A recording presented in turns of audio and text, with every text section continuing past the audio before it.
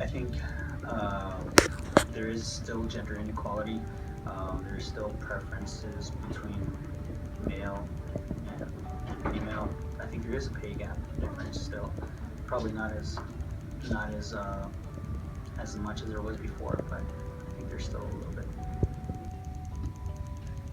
I think the biggest thing to consider when considering the gender wage gap is not just the differences between men and women, but differences even among women between white women and women of color. Because for every percentage of the dollar that a white woman makes, women of African American descent, women of Mexican heritage make even smaller percentages compared to the white women.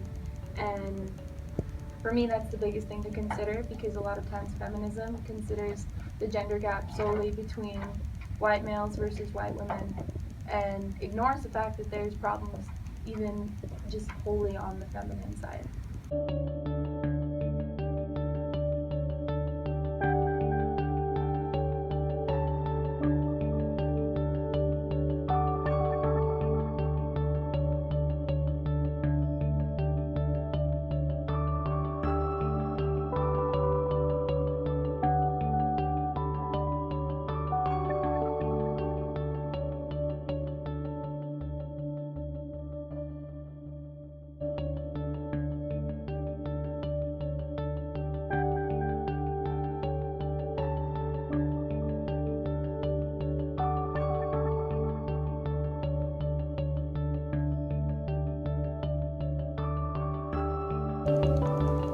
As far as I'm concerned, it seems pretty obvious that if someone is qualified for the job and they get the job, then they should be paid the going rate for the job.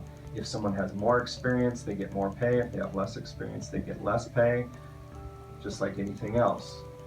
Gender should not be an issue. I don't see why it is. I don't understand after all the years of people fighting against the gender pay gap that it still exists. But there must be more to it that I don't understand because it's still here, it's still with us, the statistics show it. But I think if the best person for a job is hired and they're hired for a rate that is reasonable, then nothing else should really be taken into consideration, and hence the gap would dissipate over time as that practice is continued across the country.